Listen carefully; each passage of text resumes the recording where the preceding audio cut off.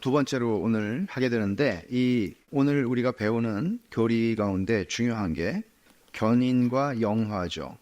교회를 아주 오래 다닌 사람들도 어쩌면 생소한 단어일 수 있는데, 사실은 견인은 인내를 말하는 것이죠. 그러니까 진짜 믿음은 끝까지 인내하는 믿음이고, 그 인내하도록 하나님께서 우리를 실패하지 않도록. 왜냐하면 신앙생활 되게 많이 넘어지잖아요. 넘어지는데 넘어지는 나를 보면 한심하기 짝이 없죠. 근데 넘어짐에도 불구하고 우리를 다시 일으켜 세우셔서 또 그 길을 가게 하시는 거예요. 그러니까 보면은 이건 정말 내가 대단한 의지의 소유자구나 하는 걸 확인하는 게 아니고, 하나님께서 나를 끝까지 인내하도록 나를 붙잡으시는구나, 이제 이것이죠. 그래서 하나님이 그거를 끝까지 경주하도록 하시는 거예요. 인내. 그 다음에 영화라고 하는 것은 우리의 구원 받았는데, 이런 말이 있어요. 우리는 구원을 받았고 받고 있으며 받을 것이다. 그러니까 우리 구원받은 건 확실하죠. 그러나 구원받은 것이 확실하기 때문에 중간에 끝나는 법은 없고 견인 인내 교리가 오죠. 마지막까지 가게 될 텐데, 마지막에 구원을 받는 것을 우리는 영화라고 그러죠. 글로리피케이션이에요. 우리를 하나님께서 지금은 되게 허접하지만 우리의 구원이 완성되었을 때, 왜냐하면 이건 죽음이라고 하는 문제를 지나가야 영화가 이루어지는 건데, 죽음은 근본적으로 인간이 죄를 지었기 때문에 우리에게 찾아오는 결과여서, 우리가 예수님을 믿는다고 해서 몸의 죽음을 겪지 않는 거 아니죠. 예수님을 믿어도 죽죠. 근데 그 죄의 결과로서의 죽음을 죽지만, 예수님이 이 땅에 오셔서 십자가에서 죽으시고 그 죽음을 통해서 죽음을 죽이시는 죽음이에요. 예수님의 죽음의 성격은. 그래서 그 존 오웬이 쓴 책 가운데 정말 유명한 책이 Death of the Death in the Death of Christ라는 책이 있어요. 그리스도의 죽음 안에서 죽음의 죽음. 그러니까 그리스도께서 죽으심으로써 죽음을 죽이신 게 뭐예요? 부활하시는 사건이에요. 그러니까 그런 의미에서 우리는 죽음을 이길 것입니다. 죽음을 이기게 되면 어떻게 될까요? 예수님이 재림하실 때까지 우리는 기다리겠죠. 그때 예수님이 재림하실 때 우리는 영화롭게 우리의 구원이 완성될 것입니다. 성경에 나오는 약속들이죠. 그럼 이것들을 우리가 좀 살펴보면, 그날 일어날 게 지금 오늘을 사는 나에게 무슨 상관이란 말인가? 이럴 수 있죠. 그날에 일어날 일이지만 오늘을 사는 우리에게 의미가 있죠. 그것을 우리가 공부하는 겁니다. 자, 일상생활 속의 성도의 견인과 영화의 교리. 우리 인생은 자신만의 이야기가 아니다. 여러분, 그리스도인에게는 눈이 열리는 건데요. 눈이 열리면, 그러니까 예수님을 믿게 됐을 때 눈이 열리면, 내 인생은 내 이야기인 줄 알았는데 하나님이 쓰시는 큰 그림 속에 내가 있구나. 하나님의 그림이 보이기 시작하는 거예요. 그래서 하나님이 쓰시는 이야기 속에 우리의 인생이 있는 거예요. 그럼 지혜와 능력과 은혜의 화신이신 그분이 이야기를 지금 쓰고 계시는 중이에요. 그러면 우리는 내가 배역이 있을 거 아니에요. 배역. 벤허라고 하는 영화를 보면 거기에 찰턴 헤스턴이 주다 베너의 주인공 역할을 하죠. 찰턴 헤스턴. 그리고 네로 황제가 거기 나오는데, 네로 황제는 2컷 나온다는 거죠. 저는 그거 몇 번 봤어도 네로 황제 보긴 본 것 같아요. 한 2번 나와요. 그러면 그 사람 이름도 몰라요. 엑스트라예요, 그 사람은 거의. 찰턴 헤스턴은 이거 찍고 나서 아카데미상 한 10몇 개 받았잖아요. 11개인가? 그냥 돈방석에 앉은 거죠. 근데 개고생을 하거든요, 이거 찍을 때. 물속에도 빠져, 배에서 노도 져야 돼, 짜치길도 맞아, 개고생을 해요. 근데 이제 박용수 목사님, 여러분은 배너를 할래요? 네로 황제를 할래요? 네로 황제는 땀도 안 나요. 하얀 옷 입고 이렇게 2번 나와요, 2번. 그럼 여러분은 뭘 할래요? 한번 대답을 해보세요. 네로 하고 싶죠? 황제니까. 이 영원이 있다는 것, 마치 우리가 한 영화 속에서 비유컨대 그렇게 살아간다. 영화 속에서 그거밖에 안 되잖아요, 우리 인생은. 그럼 하나님이 나에게 맡겨주신 역할이 어떤 역할이든지 간에, 이게 하나님이 나한테 주신 역할이구나. 그럼 이 역할을 잘 해내자, 진짜. 우리의 역할, 인생의 모든 일을 진리의 문맥에 끼워 넣어 해석하는 것이죠. 그러니까 우리가 이 역할을 잘 하려면 대본이 있어야 되잖아요. 대본이. 여러분, 대본 없이 배우가 그냥 지 하고 싶은 소리 하고 그냥 전부 애드립으로 하고 그렇게 하는 게 아니고, 대본이 있잖아요. 그 흐름을 깨면 안 되잖아요. 그래야 이게 서로 되잖아요. 그러니까 그러니까 여러분이 하나님의 말씀을 알지 못하면 하나님의 말씀을 그냥 대충 뭐 읽으라니까 읽고 뭐 이게 아니고 기독교가 무엇을 믿는 것인지 기독교가 믿는 것이 무엇인지를 여러분이 정확하고 선명하게 아는 만큼 여러분들은 역할을 잘하는 거예요. 되게 중요해요. 그러니까 성경에서 이런 그 해석의 기준들이 있잖아요. 우리 인생을 진리의 말씀에 따라서 해석하게 될 때 우리는 잘 견뎌라. 하나님의 부르심을 알아요. 견뎌라. 이 배역 때려쳐! 이렇게 안 하는 거예요. 그리고 당신을 지키신다는 하나님의 약속이 있어요. 내가 널 지킬 거야. 죽을 것 같지? 숨 넘어갈 것 같지? 내가 널 지킬 거야. 약속이 있어요. 그리고 그 끝에 우리가 맞이하게 될 영광이 보장되어 있어요. 할 수 있죠. 그래서 성도의 견인과 영화교리가 실생활에 주는 7가지 의미를 여러분 한번 생각해 보세요. 여기 제목만 보십시오. 동기, 헌신, 희망, 확신, 두려움 없는 삶, 희생, 바른 시각. 자, 이런 것들을 우리의 현실 삶 속에서 제공해 주는데 이 성도의 견인과 영화교리. 그러니까 끝이 좋을 거야. 이거죠. 끝이 좋을 거야. 근데 사실 이걸 오해하지 마세요. 끝이 좋을 거야. 그러니까 지금은 막 정말 그래도 그냥 끝을 바라보고 살아. 나는 아니에요. 신앙은 내 지금의 삶이 굉장히 버거울지라도 이 속에서도 그 영광스러움을 맛볼 수 있다는 거예요. 신앙은. 그래서 동기를 먼저 보면 견인과 영화교리는 삶 전반에 대한 불변하는 초월적이며 거시적 동기를 부여한다. 그러니까 사람이 눈앞만 보고 살아가는 사람들은 미련하다고 그러죠. 보통 우리가 신앙을 떠나서 자기 앞에 코앞에 있는 것만 그냥 대처하는 사람들은 애들이 그러잖아요. 애들이. 근데 성숙할수록 사람은 멀리 보고 내가 지금 당장 이 충동에 끌리지만 이게 나한테 유익하지 않을 뿐만 아니라 굉장히 해로울 것이라는 결과를 예상하면 그것을 우리는 참고 견디고 갈 수 있잖아요.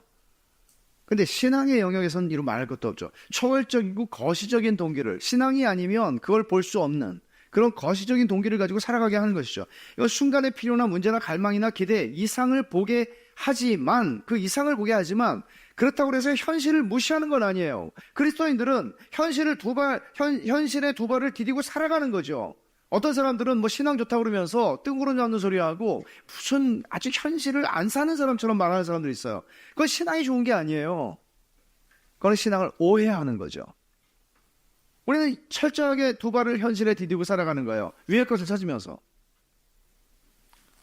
거시적인 동기죠. 초월적인 동기죠. 그리고 우리의 현실의 삶 속에서 사랑으로 보호하시는 하나님의 임재와 능력의 렌즈로 현실의 삶을 조망하게 하는 것입니다. 이런 영화로운 일이 벌어지는 자리가 어딘가 하면 일상생활이에요. 그러니까 여러분 옛날에 교인들이 한국교회의 60, 70년대의 모습은 뭔가 하면 너무너무 여인들이 정말 그때 한국 물론 구한말로 가면 더 그렇고 조선시대로 가면 더 그러겠죠. 진짜 인간답게 살기 지금도 인간답지 못하다고 우리가 말하곤 하지만은 얼마나 힘들었을까요?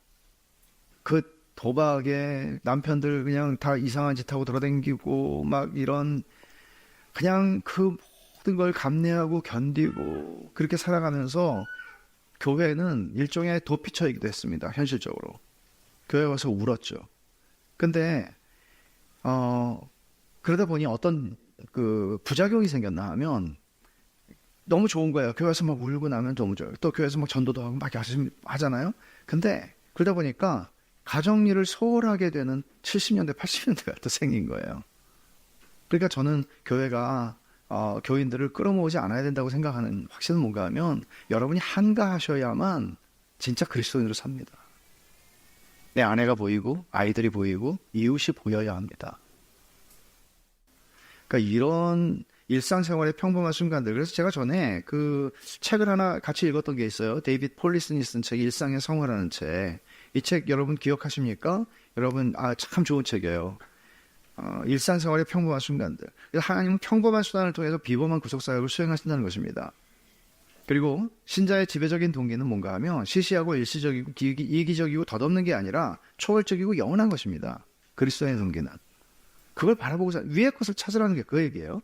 낙심하고 미쳐버릴 것 같은 아이고 이 말이 아주 이거 제가 그대로 쓴 거예요. 낙심하고 미쳐버릴 것 같은 모든 순간에 우리는 그 약속을 다시 떠올리고 영광을 기억하고 견디고 나아갈 수 있다. 그분이 우리를 지키시기 때문에 우리도 견딘다. 동기 뭐예요 이게? 헌신이에요. 두 번째, 우려. 분명히 많은 신자가 신앙생활의 원동력으로 의지하는 것은 주일 예배, 기독교 블로그, SNS, 아침에 피상적으로 읽는 성경, 기독교 인기도서 등이다. 이것만 해도 괜찮은 사람이라고 여겨지죠. 이것만 해도. 근데 진정한 의미에서 예수 그리스도의 제자로 살아가지 않고 그리스도의 소비자로서의 전형적인 습성을 보이는 것으로 끝날 수 있거든요. 이게 그냥 소비하는 거예요. 그러나 견인과 영화교리에는 성숙해져서 끝까지 견디는 데 필요한 모든 일에 헌신해야 할 사명도 내포되어 있다. 그러니까 하나님이 하시겠지, 하나님이 끌어가시고 하나님이 마무리하시겠지 라고 하니까 나는 그냥 아무것도 안 해도 된다가 아니라 사실은 이걸 알기 때문에 우리가 최선을 다해서 하나님께서 우리에게 주신 모든 복을 누리기 위하여 또 하나님이 주신 도구들을 사용해, 수단들을 사용해서 그 길을 걸어가는 거예요. 그러니까 그런 도구들 뭐가 있어요? 말씀과 기도와 성례와 교회와 교제와 이런 은혜의 방편들이 있는 거죠. 이런 도구들은 우리를 예수님께로 가까이 이끌어 안전하게 지켜주고 하나님의 나라의 더 큰 일에 동참하게 만들죠. 그러니까 이런 것들 없이 그냥 나는 교회에 봉사하고 나는 이것 없이 그냥 뭐 사람들 만나고 그게 아니고요.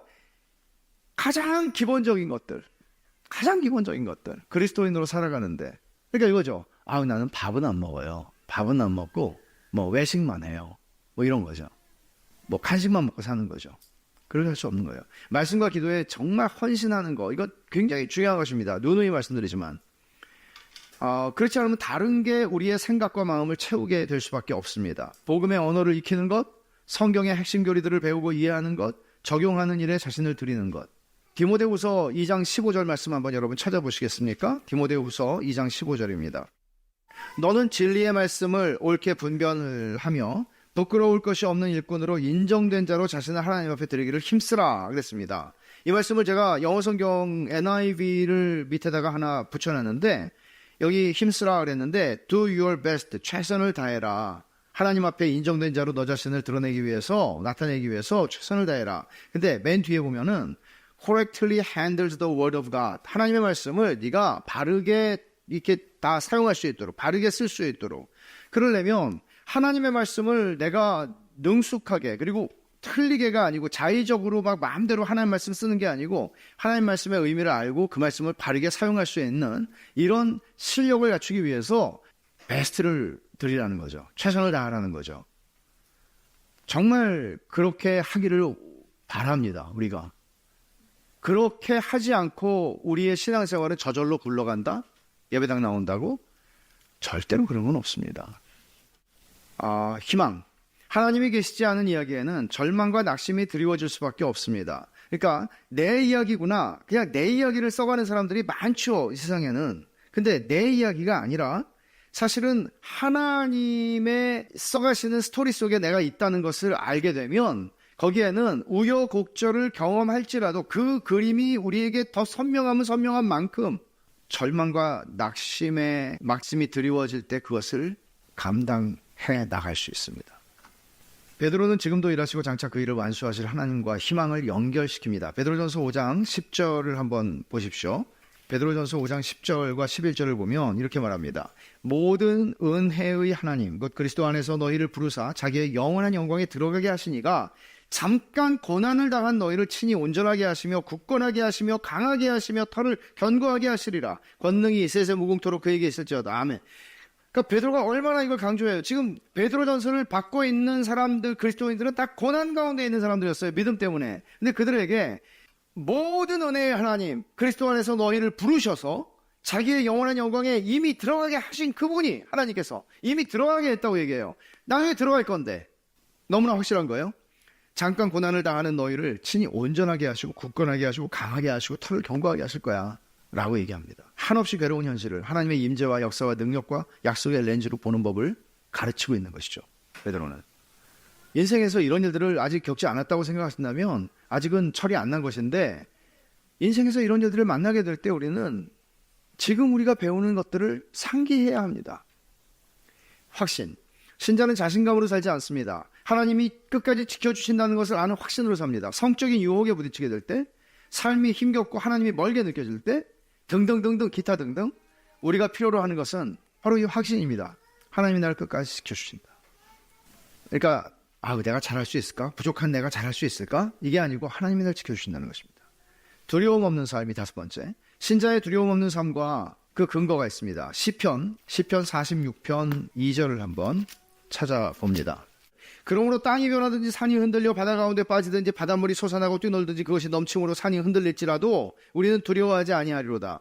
여러분, 땅이 변하는데 지진이 나는데 두렵지 않을 수 있겠어요? 산이 흔들리는데 바다 가운데 막 빠지는데 바닷물이 솟아나는데 해일이 일어나고 쓰나미가 오는데 근데 두려워하지 않는데요. 근거가 뭐죠? 1절. 하나님은 우리의 피난처시요 힘이시니 환난 중에 만날 큰 도움이시라. 인생 중에 이런 비슷한 일들을 만나죠. 천재지변과 같은 일들을 만나죠. 근데 두려워하지 않을 수 있다. 왜냐하면 하나님이 우리의 피난처고 힘이시고 환난 중에 만날 큰 도움이시다 하는 것입니다. 신자의 삶은 두려움에 찬 실존이 아닙니다. 여러분, 두려움이라는 건 사실 벗어나기 힘들어요. 솔직히 말하면. 왜냐하면 모르잖아요. 내 앞에 무슨 일이 있을지 우리는 모르잖아요. 모르는 게 두려운 거예요. 불확실성도 두려운 거예요. 그리고 내 인생만이 아니잖아요. 내가 사랑하는 사람들의 인생에 어떤 일이 일어날지 우리는 몰라요. 두려워요. 그런 생각들이 우리에게 있어요.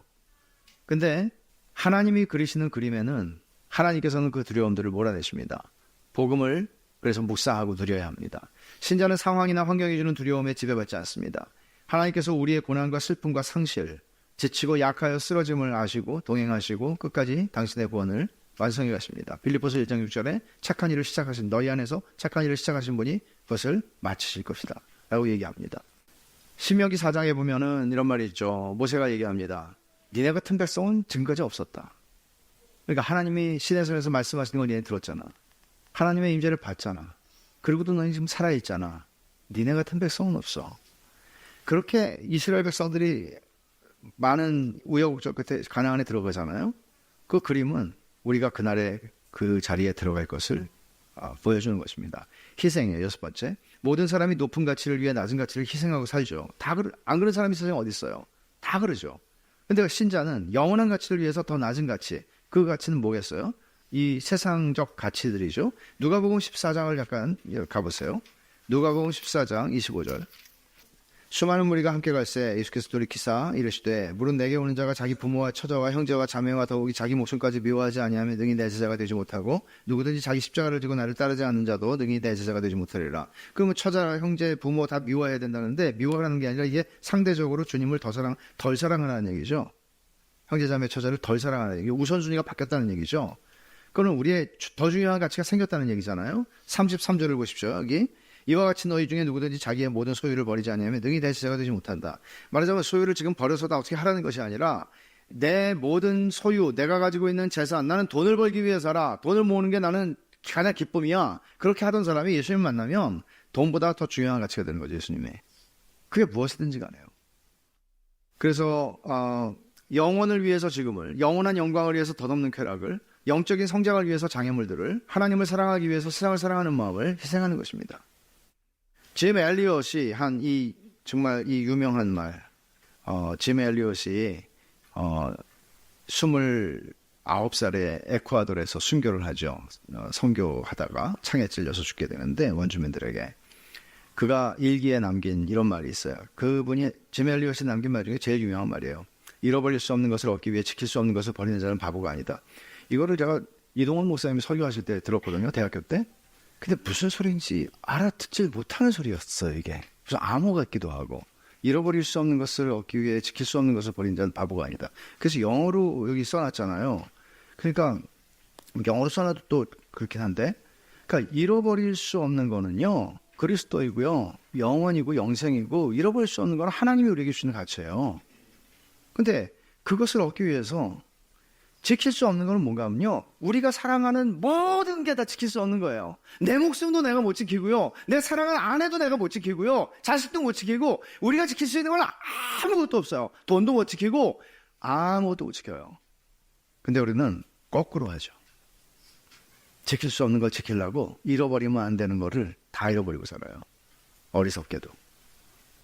바른 시각, 성경에 근거한 바른 시각이 중요하다. 하나님은 모든 구원받은 사람의 견인과 영화 교리를 위해서 영원한 시각을 주세요. 영원한 시각이에요. 근시안으로 사는 게 아니고 영원한 시각이에요.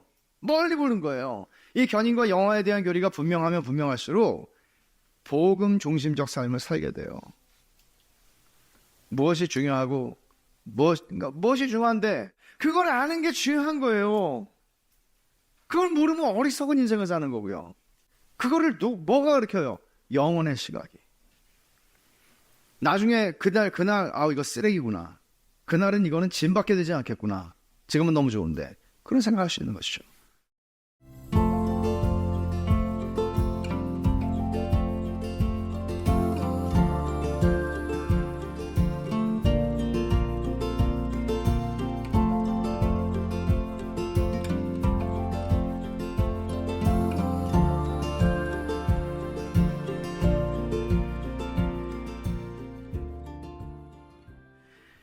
교훈과 적용. 소망 안에서 상상하라.